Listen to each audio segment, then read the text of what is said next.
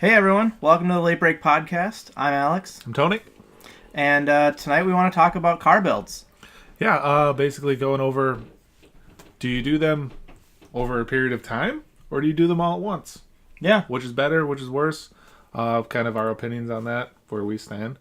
And then we want to talk about Alex's project car he's got working on right now. It's a Baja Bug. Just go over some stuff with that, see what he's got cooking. Exactly. And so that should be our show for today. Yeah. All right, so. Yeah, let's dive right in. Builds. Yeah, builds. So I came across this just being on Instagram. Sure. You see follow a lot of people doing different things. And it's interesting to see some people that they buy a car and in 2 days the car is completely transformed and it seems like they're over it in a month. And now they're selling it and they're moving on. And I don't understand the point of that. Yeah.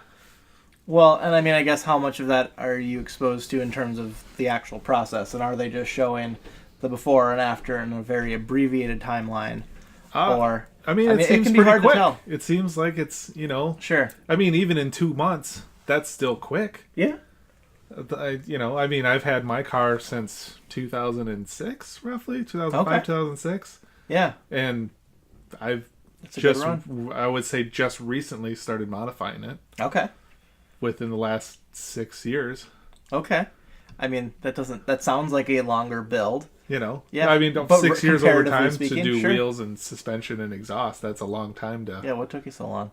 Because I want to feel the car. You want to have fun with what you have, Yeah. and then when it gets old, that's when I change things. Sure. Suspension's bad. Put coilovers on it. Yeah, and I'm of the mindset of, you develop yourself as a driver first with, the equipment that you have available, and then over time you kind of, you build more to, make up for certain deficiencies that the car has that you've only been able to discover through truly mastering how to drive it. Yeah. Which, that makes sense. I think from an Instagram standpoint, I think there's certainly a shelf life for a build. I think if you drag something on for too long, the internet loses interest. So if you're going for internet fame, that's a whole nother. That is definitely which we can touch on that. We should. That's another build, I guess. That's Instagram builds or social media builds are a thing now. Mm-hmm. It's all about getting Instagram famous. Poison, if you ask me. But I mean, it depends. If someone builds something so fast, like over the course of a couple weeks or whatever, and builds a lot of hype around it, and then they sell it off or move on to the next thing, and they cut a lot of corners in the process, then I think that is bad. But if someone has a well-financed build in terms of, getting the best parts and materials to go into it and has someone who knows what the hell they're doing, that just happens to, and the very focused build, and it just happens quickly, I don't necessarily have a problem with that.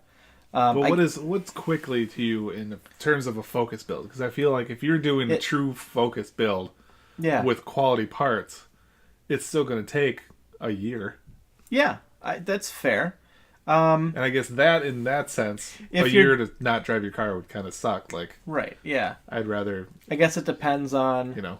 Yeah, and I guess it depends on if you're doing the build yourself, which for most guys, unless they build cars for a living, they have to stretch it out because, work gets in the way and other life commitments and stuff get in the way and slow down that process. And, funds are always an issue for your average guy building stuff in his garage. Right. I think for someone who has money and just wants to pay someone to do it and have a turnkey car at the end, I don't know if that counts as a project car for them. I mean, I guess it might feel like it because there's a time period where, the car is stock and this is what they've got, and then they decide they want it modified, and then they go without driving it for 6 months or 3 months or however long it might take.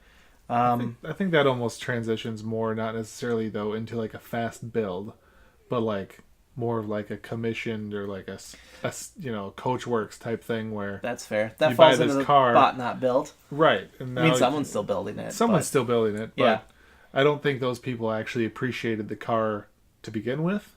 Yeah, that's probably why they modified it. And then they're just modifying it because they know that in their mind they want XYZ. Yeah. And it's not going to be. Yeah. It's kind of like RWBs or Singers.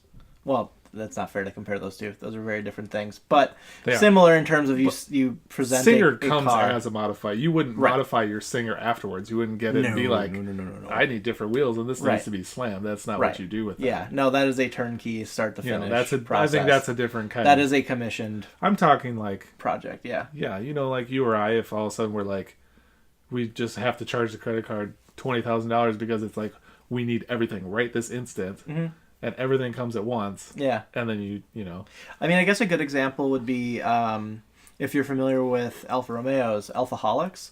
They're based in the UK, and it's a shop that they started, or they've just been in the business forever of like supplying Alfa Romeo parts for older, Alfa Romeos. And then they started building some of their own stuff. They're making some of their own suspension, their own body stuff, their own wheels. Sure. And that transformed into now you can buy a turnkey car from them, and they're executed to a very high level, like almost Singer-esque quality, and built over 6 months to a year or whatever. Right. So a little faster than Singer, but it's also not quite as extensive. But you're looking at 150 to 250 grand. Or and the cool thing there is that's not the only way you can do it. So you can buy the pieces bit by bit. They'll sell you all the pieces to make exactly what they do, and so you can build it, yourself in Over your garage. time. Yeah, which is kind of cool too. So like if you want that, and obviously save a substantial amount of money in terms of labor and whatnot. Yeah. And you kind of roll the dice as to whether or not it's built to the same standard. But yeah, I mean, you can take your own artistic liberties with that then when you're doing it that way. I mean, that makes sense. I think that's good. Yeah, I don't think anyone would I don't think you can buy a body kit from RWB and put it on yourself. No, he brings them all over himself. Yeah. But so I mean, it is kind of cool though when there's a company that does build things to a very high level and makes these beautiful turnkey sports cars, but then also supplies you with all the parts to do it yourself if that's what you want to do. Yeah. So personally, what would you rather do? If you had the money, would you if I had build over time where you can drive your car, feel the different brakes you put on, feel the different tires you put on, the wheel changes, the suspension changes, everything as a unit, so you can feel the car kind of evolve? Or would you rather have it be car A to boom, car B? It depends. Well, no, it doesn't depend. I don't know. I think I would probably rather just have the car done. I would pay someone to do it, and I would put more of my time and energy into just driving it.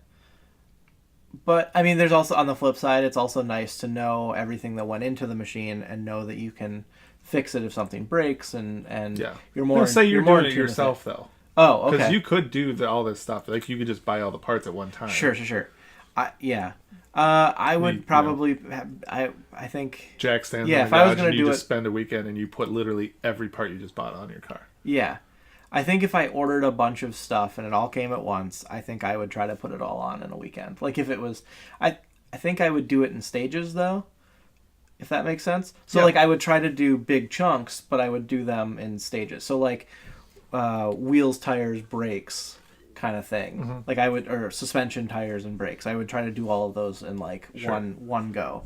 And just say, keep the engine stock or whatever, start there. And then... I would maybe move into the interior and do like racing seats and short shifter and whatever else I was going to do on the interior next, and then I'd probably save the engine for last and do engine mods. Okay. So it's kind of a mix. It is a mix. I want it. It's a mix. I think I'm not very patient, so I would want things to progress quickly. Yeah. But I think if I was going to do it myself, I would try to do it in bigger chunks just to get it done with, and I think focusing on certain aspects of the vehicle in chunks is a better way to do it than like, I'm going to do, new suspension this weekend and I'm also going to put on headers and a tune and whatever. Yeah. Because I feel like that makes it harder to tell the individual differences. And I think if you do things that are meant to complement each other all at once, you'll see a bigger added benefit. Because I think I would question the modifications if I did things too incrementally that I couldn't necessarily tell a difference. Like if I spent $3,000 on suspension, for my Porsche. I hope you would be able to tell the difference if you spent 3 I would hope so minutes. too. but I mean, it might not feel like as much of a difference, and then Yeah, you're like, well, fair. this wasn't worth $3,000 or whatever to do. But if you did, suspension, new tires, lighter wheels, and upgrade your brakes all at once, that would be a pretty noticeable thing. Oh yeah. And I feel like then yeah. it'd be like, all right, well, cool. This made a more of an impact, and more. Yeah, it was worth my time. I could tell back when I used to have snow tires, the difference between putting my winter wheels on and then my summer wheels. There was a difference of driving the car and how it handled and just everything just from wheels. So. Yeah, I get that. Yeah. How would you do it? Well, because I suppose you have done it kind of incrementally. Yeah, obviously my car's been kind of prolonged as it is, but even my last car was all over time. Like as I could get the parts, or if something were to break or need a replacement, then I replace it with a modified part. Sure. Just recently did my clutch, but I kept with a factory clutch because I didn't want chatter and all the noise that comes with it. Right. I think it's a perfectly fine clutch for what I'm doing. I'm not going high horsepower anyway. Yeah. Well, and when most of your driving's on the street, it's a perfect clutch for and it's a very heavy duty factory clutch, so it's realistically it's good for the part. But yeah, I think personally I do things over time. Like I like the feeling of each individual part that I put on. Yeah. Like noticing all the difference kind of come together, because it's like, oh, this changes how the car turns this way, or you can just notice the difference. Sure. Each time. Plus I'm just patient, and it takes a bit to come across the money. Yeah. So I get that too. I don't want to drop a huge lump of money on my car at one time and be like, oh, okay. Yeah, I suppose that's the other point too. Like, you makes me feel more rewarded. Sure. With each individual part I put on to feel each individual thing than one big lump and be like, this is all I got out of this. That makes sense. Yeah, that's always tough to do. I think if you do everything at once, you're gonna expect this huge change. Right. And you're gonna probably be disappointed. Feel it. Yeah, exactly. That's a really good point. Yeah. So to do things just kind of like with most tunes, you're gonna feel disappointed at first because you're expecting this massive change, and it's like, oh, okay, now you can, but you have to. It's almost like getting used to it. You have to live with it, and then you start to see it in your everyday driving. Like, where I used to get up to 40 here, I'm getting up to 60 here. Like, different points of reference now are changing. Then that kind of lightens your world up or brightens it up to, hey, the tune's working, or this is working, or things like that. Makes sense. So I get that. Yeah. But so you were saying Instagram builds. Yeah, so there's a lot of those out there. So that frustrates me. Okay. How do you feel about that? Because it drives me nuts. Like, if you're building something for a social media platform, okay, the whole point of building your car is A, for yourself. Yeah. B, for enjoyment of driving it. Okay. And it's kind of something that when all this stuff started, there wasn't social media around. Yeah. There was, interaction that you'd bring your modified car to a car meet or with your friends. Well, before forums. I'm talking before the internet. Yeah. When it all started, you would bring it to the malt place or something, or cruise the strip. You'd have a lot less shit talkers. And you would show off. Yeah. But you weren't just out there. You weren't like, oh, I have to put these on because I want 100,000 more people to like me. Yeah. But there's also... that's silly to me. That defeats the purpose. But you can get sponsors more easily, and then you get free shit. Well, that's fine. But you could also just get sponsors the old school way, and it still works. It doesn't... It's harder to get sponsors the old school way. I think. I don't know what the old school way was. Plus, you'd have more money if you just didn't waste all your money on one thing all the time. Yeah, but if you can monetize what you're doing on Instagram, you're generating income to put into your build. I don't know. I guess I don't really... Instagram builds don't really bother me, I guess is what I should say. It depends. I guess it kind of depends. Like, if it's really just someone who's a total fame whore and the car sucks and they built it really ugly just because that gets more attention, and they built a shitty car that's just, got a really stupid paint job or wrap or whatever on it and looks stupid, but it gets a lot of hype on Instagram, I hate that. But if someone builds something clean is clean. Like, if it's a nice, well-built car, but they also build it because they get a lot of followers on Instagram. But wouldn't that still be a fame whore? if you're building it for a reason other than yourself. Yeah, but if it's a nice build, But clean or not, it's still a fame whore. they still, No matter what. Sure, but if they still enjoy it and it's a clean build and it looks cool as fuck, then I'm down with it. But if it's someone like I don't know, I don't want to name names, but you've got like someone takes a Huracan and puts like a really stupid wrap on it or whatever that looks like it was spray painted over or whatever, and then stick Huracans. Fine, but what about ones that have like mismatched, like weird wheels on it that are like different design from one side to the other, different colors on all four corners, then stick a big wing on it and don't have a bumper on because they want to show off their turbos or whatever. Okay, well, you have bad taste, but those kind of builds bug me if someone does stuff like that to show off. But how do you know they're doing it to show off? Because no one in their right fucking mind would paint or wrap a car like that. First Here's of all, the thing. Actually, if someone paints their car, no, hold on. then I don't think it's a fame whore build. Because it's so easy and cheap to wrap a car, and wrap it something cheap to wrap a car. Comparatively to a good paint job. It's about the same. No. A good paint job's like 10 grand. Yeah, and a good wrap's like 6. Yeah, that's a pretty big difference. Okay, whatever. It's easy. All right. So here's the thing. People will. It's easier to do a wrap that looks really ugly.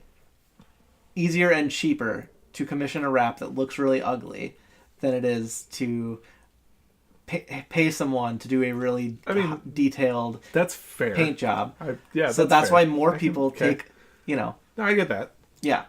So with the no bumpers thing, if you spend $30,000 on your turbo kit. Yeah. For your Huracan, and it's got gorgeous titanium plumbing and pretty turbos that are just mounted back there and everything looks nice, I think it's cool to show it off. Like it is plus that's like a Japanese route to have like the exhaust shown out the back. Like, but you can do that. Porsches have been doing that for years without removing. They do that, so it's kind of like a heritage thing. But there's still like mesh grills and open areas on the back of a Huracan or whatever where you can show off those things without and still get the bumper that completes the look. And also there's like underbody diffusers and stuff that tie into the bumper that provide aero so the car's stable at speed. And that's fair. Yeah, I still think it looks cool. I've always thought it looked cool. Yeah, everyone's got their own taste. I personally am not a huge fan of that. To me it looks like an incomplete car. Even if the turbo's really pretty and whatever, because there's other places when you're looking at the car that you can see it. And I personally feel that things look better when it's like OEM plus or like you got to look a little bit deeper to find some of those things like like a turbo kit or whatever. Yeah, no, that's fair. Yeah, I don't know. I guess that's where I'm coming from. I just prefer kind of that sleeper look. So you like the sleeper look, but you're okay with fame whores. Yeah, if they build or commission or whatever a cool looking car, if the end result is cool, then cool is cool in my book. I don't think you should commission a car for popularity on social media. That defeats the purpose. It is just showing off that you have literally money. defeats the purpose of. It's like buying your followers. Yeah, but everyone already does that. Not everyone. I don't do that. I don't do that. But but we're also not. I don't know. We're also not fame whores. Yeah. Debatable. Okay. That's fair. But no, like, you know what I mean? I don't know. But who's like gonna do their own mods? I guess I'm just too old school. Yeah, but most people who have the money to buy a Huracan don't have the time or the skill set to modify it like extensively. Well, no, and they don't want to. That's why you take it somewhere. But... Right. So how do you feel about that? Like people who have you look at all those twin turbo. It depends on what they do with the car. Okay. If they buy a Huracan and put 2 turbos on it and then park it in their living room and go, "Oh, I have this twin turbo Huracan." Yeah, or just cruise around on the street. Then that's bullshit. What if they just cruise around on the streets? But if they twin turbo the Huracan and take it to the Texas 2K, yeah, then I don't care how much money you have. If your whole goal is to be the fastest car at the Texas 2K, more power to you. Okay, so here's a question then. Nice. So, are people fame whores if they build a car, and show it exclusively on Instagram, or they commission a build if they actually use it once it's done. I guess to me that's the biggest thing. If someone builds a car just to like sit there and look pretty, then that's stupid. But if someone builds a nice car that meant to go fast or whatever, and then actually uses it and goes fast with it, or does something with it, does something with it, I have zero problem with that. No, I'm fine with that. Or conversely, if they build a show cart and show it, yeah, I guess it's like, don't build something. I guess it more annoys me is if somebody does something because they saw somebody else do it. Yeah, I get that. And that's kind of where copycat thing? The culture is going, unfortunately. Somebody fits 10-inch wide wheels under their BRZ fenders. Yeah. Now somebody's like, oh, I have to fit 12-inch wide wheels under my BRZs. And they do extreme cambers. Yeah, and it looks stupid. And they get stuck on every little pebble. Yep. And there's a place for that. Like, people like that. Yeah, it's the trash. If you... The dumpster is where that stuff belongs. If you put the time and effort into that, I get it. I don't. Because there is a lot of suspension tweaking and things that need to be done to do it right. Yeah, but like they don't. Hours. Right. And to me, I respect you doing that. It's not for me, but I respect the idea behind it, the time and effort put into it, if it's done correctly. But if it's just to be on the Instagram and have some models lay on your car that don't care about you anyway. Yeah. What's the point? If you want your car to look extra low, get fat models to sit on it. If you've seen the guys that drive these cars, they're like... If they vape.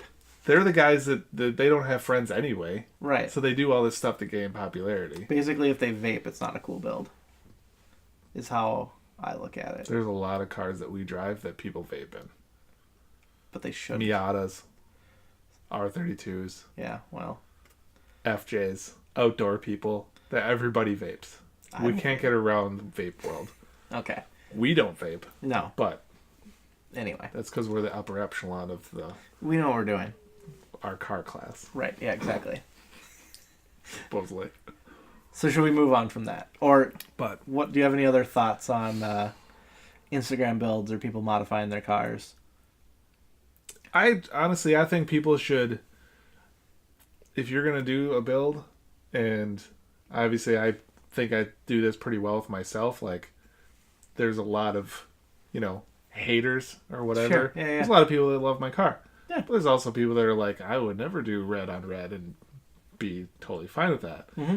Yeah, but it's like, that's for me. Like, yeah. I don't care. Yeah. I like my color match stuff. I do it based off the European culture. That's where I get all my inspiration from. Right. Is overseas 100%. Yeah. I think the stuff in the United States as far as Volkswagen is stale. Yeah.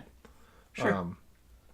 But like, just do it for yourself. Yeah. And if it gets people to follow you, that's a bonus. Yeah.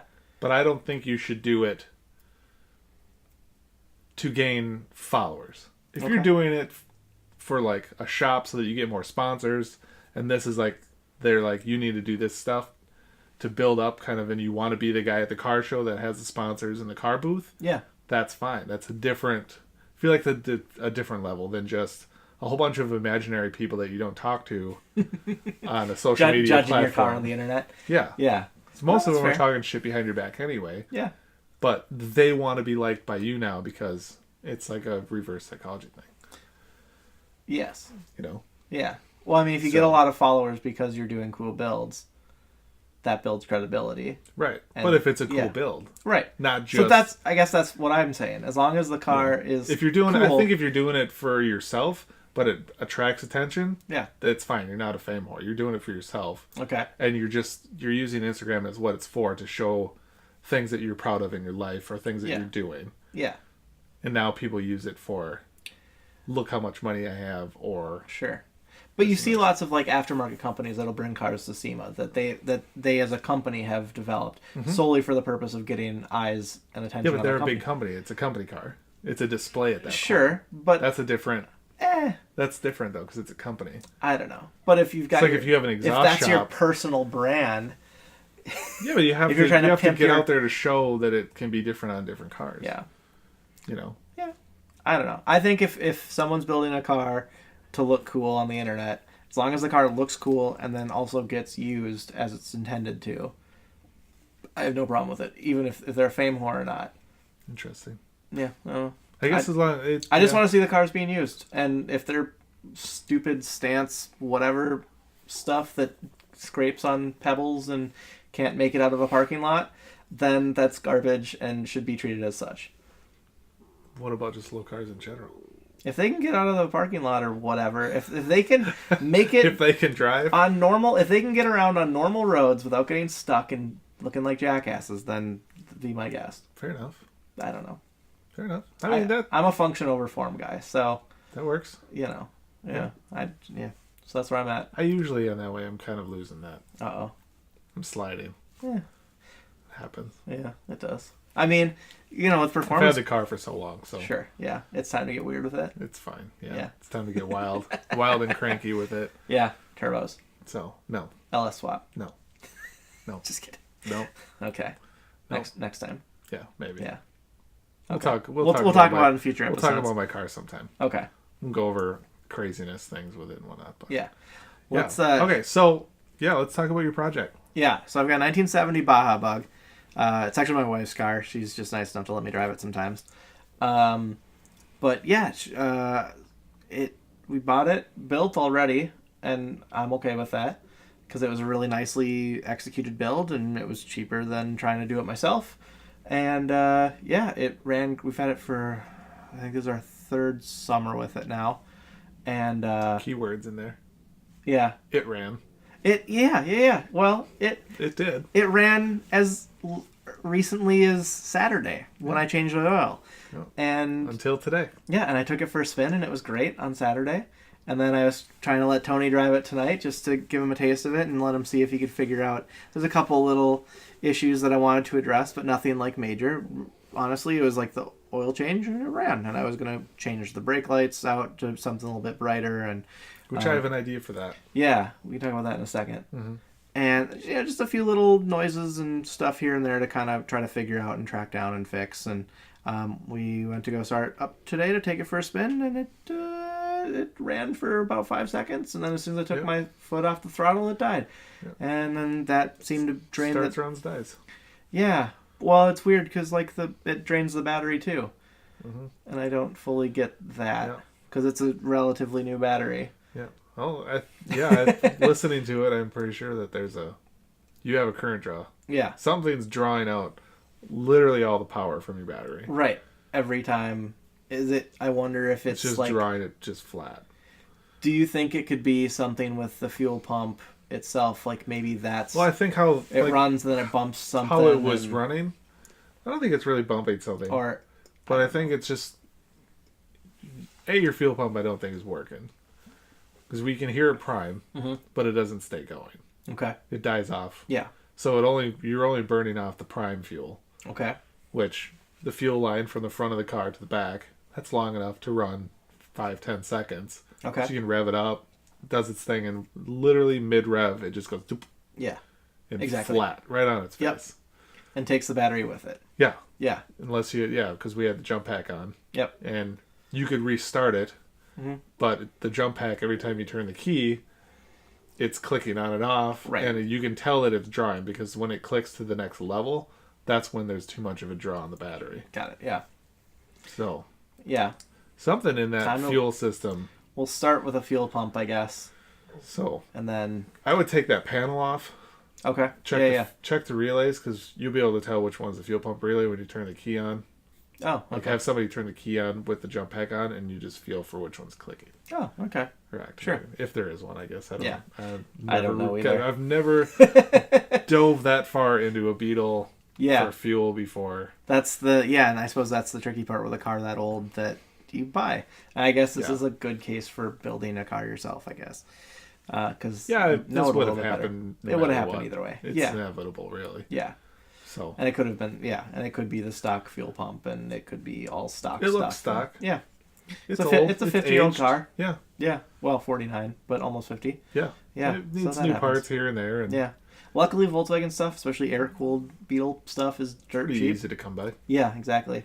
So, I would say that would be your best place to start. Yeah. And just go from there and get that Baja running again. Yeah, I got to get that thing out. It's super fun. Yeah. Makes tons of torque, and it sounds good, and it's fun to just kind of chuck around. How much are we talking in torque? I have no idea. I was told by the previous owner that he thought the engine was good for about 120 horse. It's a 1914cc motor, so it is built up pretty significantly. So it's up there. Yeah. I don't know. That's not bad then. I wouldn't... Yeah, it feels like about 120 horsepower. Okay. Because, I mean, it probably weighs a little bit less than my Miata and has similar horsepower, and it feels about as fast. So if you were to race the two... Yeah, I think the Miata would win. Based on... I don't know. I think the Beetle would win if it weighs less and it has the same amount of power. I think because of the bigger tires, it would. It's not like it feels torquey. So it's geared. Differently. Yeah. That makes sense. Yeah, it's got really tall gears because of 4-speed. And it's got those big ass heavy tires on it. The big Baja tires. Yeah. But, I mean, it definitely feels... Because I drove the Maury's Heritage Beetle. And there's a 73 Super Bug. And the thing is so slow. I mean, it's completely stock, and it sounds like a sewing machine. They have like 30 horsepower barely. Isn't it like 56 or something? Anyway, it's nothing. It's not. No. But, so, I mean, it's definitely faster than that. It's by a very significant margin. It feels like a Ferrari by comparison. You know, it feels way faster than it's probably not as wishy-washy, and this shifter is probably not just wherever you feel like the gears. They did upgrade the shifter in the Heritage one.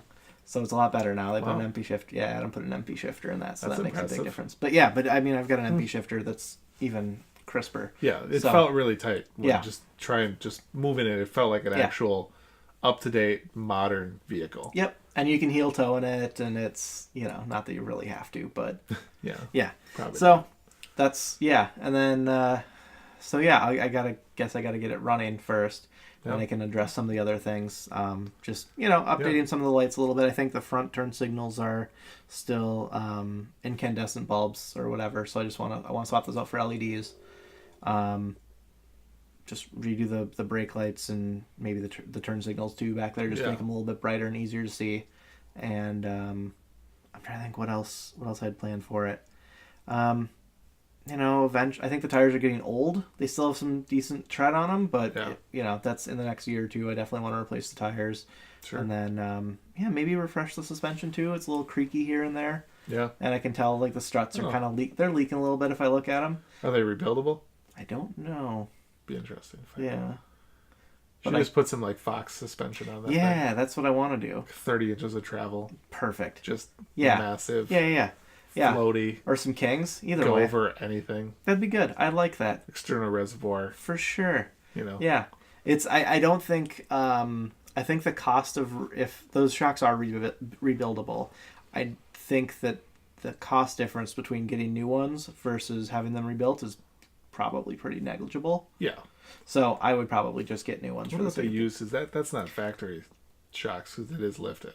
Yeah, I think it's probably from the MP parts catalog because almost everything on there is. It's got rear disc conversion. So that's like an MP dream then. Yeah, it basically like, the guy who built it he's built 3 or 4 of them. This is his nicest one.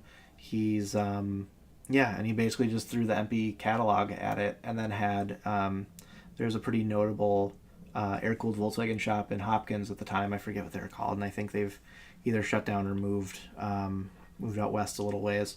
But there's a good Volkswagen shop that he brought the engine to and had them completely rebuild it. That's cool. Dyno tune it and all that stuff. And so I mean it looks clean. Yeah.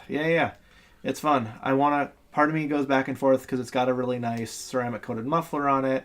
Part of me wants to take that off and just do open headers that hopefully shoot fireballs, or just like that the Stinger exhaust, or just go straight up because. I think you get really annoyed with how it's. I think you're right, but it'd be cool if it shot fire. Yeah, because every put a car different muffler on it. Yeah, it might shoot fire as is. To be honest, I just wouldn't know. Just put a different muffler on there. That's more of a flow through muffler. Or I'll have you drive it sometime, and then I can watch and see if it shoots fireballs. That's true. Yeah. Or have you follow me and see if it shoots fireballs. Because I hope it does. Because that would be neat. But and then otherwise, I just want to get out there and send it because that thing is great. I really want to try. Lower it.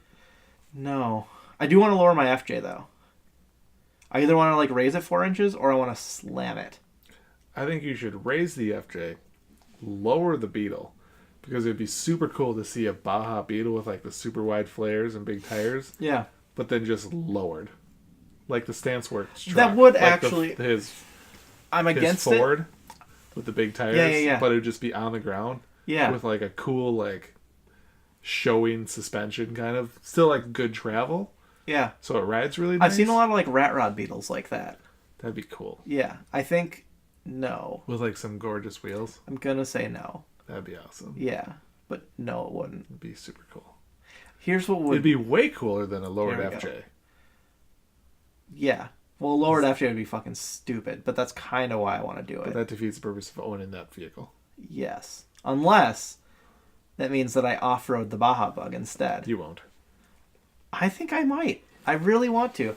It's got a really... The problem is it's got a really small fuel tank and terrible fuel economy, so the range is like and it can't 180 even hold miles. Like a third of the gear that you can put in the FJ. No, it cannot. But I also don't go overloading all that often. Nearly as trustworthy. I think with good tires it would be fine. It's gotten through and up some weird shit in the past. You're putting a lot of faith in the Volkswagen. I am, and I shouldn't. But that's kind of why I want to do it. Just saying. Yeah, but I've put a lot of faith in. For that. But I've put a lot of faith in it in the past. Like we picked it up, like 2.5 hours south of the cities, and then just drove it home, and then packed it up 2 days later and drove it up to the North Shore and bombed around back roads and up near Canada for a weekend, and then drove it back, and never even a hiccup. The thing did great. I jumped it, I did donuts in it. Well, okay, but that's like 2 years later, year and a half later. But yeah, no, that's a fair point. And it ran great last year. It had some battery issues, and I replaced the battery, and now it's having other issues, and that's frustrating. But that's the life of old cars, I guess. It is the life of old cars. It's the life of cars in general. If you're a gearhead, that's kind of the thing. Yeah. There's always something. Yep. Whether it's your basic daily car, fix, drive, your brake, fun car, repeat. it's just always something. Yeah. It never stops. No, it does not. And that's why I don't drive my Porsche anymore. It's just, which is a shame. I know. I feel bad about it, but it's at the point where it needs like a lot of things. And I probably because I've neglected it and haven't driven it. I was going to say the more you neglect it, the more things it needs. I know. The problem is I ended up over my head with too many cars, and then I didn't. But you did keep buying cars. Yes, I did. That's not the best idea. But it's also kind of the best idea. I like the cars that I have now that ran as of Saturday. And in fairness, the Porsche runs too. It does. And it would probably go and start right now if we went to start it. It would take a little bit, but yes. Yeah. It'd be a little smoky, and then it would clear his throat, and it'd be fine. Yeah. But then it needs motor mounts and probably suspension. Why don't you... And... Hold on. Yes. I want to sell that thing, is what I want to do. I'm putting it out there. Nope. I love looking at it. Nope. Okay. Let's put the motor from the 944 in the back of the Baja Bug. It's a lot of plumbing. That's less plumbing because it's all external. You just have to... It's simple. Shorter exhaust. It would shoot flames. It would shoot flames. Okay. You could easily mount the intercooler right where the little spoiler is. That'd be super badass. You're getting closer to selling me on this. What if instead... That'd be super easy. What if we put it in the Miata? Nope. That would be more difficult. Yeah, probably would. That would be more difficult. Yeah, it wouldn't fit. There's too much like accompanying shit. I feel like it'd be way easier just to put that... Just to put the 944 engine in the Bug. Plus it'd be easy to work on. You know what I would do instead? It's all right there. You know what I would rather put in there? And then you have at least power. No. I would do like an EJ25 from like a STI in the back of the Baja Bug. Because it's still a flat 4. It'd be turbocharged. Yeah, but everybody does that. Not everybody. That's as common as a 350 swap. Cool. That means there's like good support for it and it works. And that's what I want. I want something that works and that I can thrash on and will continue to work. And I want to like be able to just go somewhere and get parts for it and not have them cost an arm and a leg. Because you know what costs a lot of money? Nothing for your Beetle. Maintaining an old Porsche. Yeah, when you let it deteriorate. Well, I didn't mean to. It's just, life gets busy. You don't drive it enough. I feel like knowing that you're buying a Porsche, you know that it's going to be. Yeah. And then what I shouldn't have done was bought more fun cars. Yeah. So. Also, I should be smarter with my money so that I can afford to, fix stuff. Yeah. It's all what it is. Yeah. Basically, I need to figure out how to make a little bit more money so that I can sink it into the Porsche to make it right. Or just sell it as is for a loss. Pretty hefty loss. And just sell it as is and just get rid of it. Yeah. And don't put any more money into it. Right. And then fix the cars you have without buying any other cars. Yeah. No more cars for a while. Right, because I could sell the Porsche and then use that money to fix, and by fix I mean put a turbo on the Miata. That would fix its one and only shortcoming, or perceived shortcoming, which is that it doesn't have enough power. And it has plenty of power. Yeah, it's not a bad idea either, but turbos are fun too. Then you keep that down low grunt. Yeah, but turbos are fun. Yeah, more fun. That's fine. I don't know, they're both fun. Put one on the Beagle. Twin charge the Miata. No, put a turbo on the Beetle and a supercharger on the Miata. But I could twin charge both of them. I'm not working on any of these cars. That's with you. fair. I'm not going to help you out of this hole. Were you going to help me with some of it? I was before you put turbos and superchargers on them at the same time. Okay, all right. Well, maybe I won't do that. That complicates That's everything. That is a bit ambitious. For a guy like me who isn't the best at wrenching his own car and tends to break more things than I fix, it's probably not just the best idea. One boost form at a time. Okay. Yeah, one power adder at a time. That's fair. Okay. Yeah, that's what I would say. So, yeah. Well, shall we? Yeah, good enough for me. Awesome. Well, thanks for listening today. Next week we're going to talk about Porsches some more. Not ours or his. I don't have one. Yeah. Yeah, I'm not going down that road anytime soon. But we're going to talk about the modified world of Porsches. Just all the different brands out there, what we think of them. It's going to happen. See where it's at. So, yep. But yeah. Yeah, join us next time. I guess until then. Thanks for listening. Yeah. Cheers. Yeah. Catch you later.